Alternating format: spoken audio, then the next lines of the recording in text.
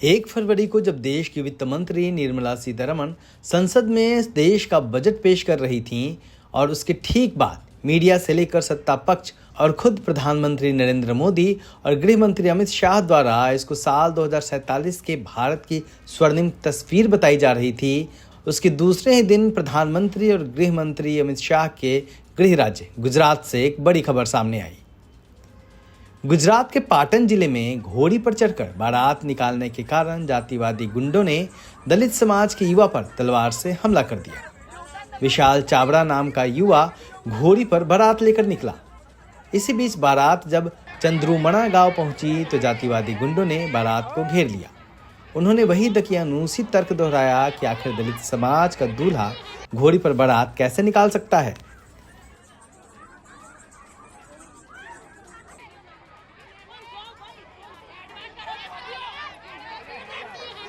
गुजरात और राजस्थान में जातिवादियों द्वारा अपना अहम और वर्चस्व दिखाने के लिए ऐसी घटना को अंजाम देना अब एक घटिया प्रथा से बनती जा रही है।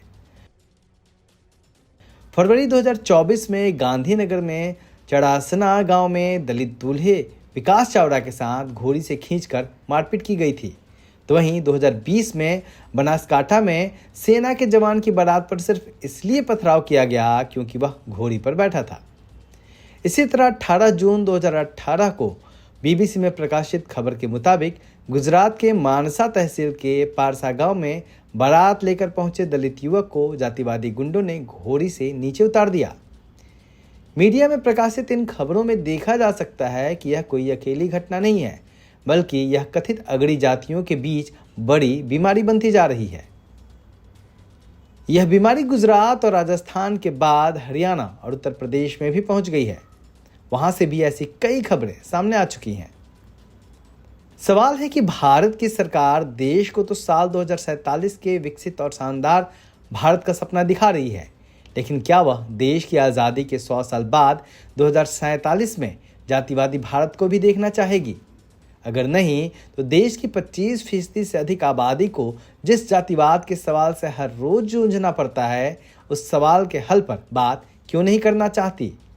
क्योंकि अगर जातिवाद पर गंभीर चर्चा शुरू नहीं हुई तो देश भले ही 2047 में आज़ादी के 100 साल का जश्न मना रहा होगा, देश के दलितों और आदिवासियों की एक बड़ी आबादी को अगर जातिवादी घटनाओं से छुटकारा नहीं मिलता, समानता नहीं मिलती, तो उनके लिए यह जश्न अधूरा ही रहेगा। सवाल यह भी है कि एक तबके को इंसान से ज़्यादा घोड़ी क्यों प्यारी है। ब्यूरो रिपोर्ट, दलित दस्तक।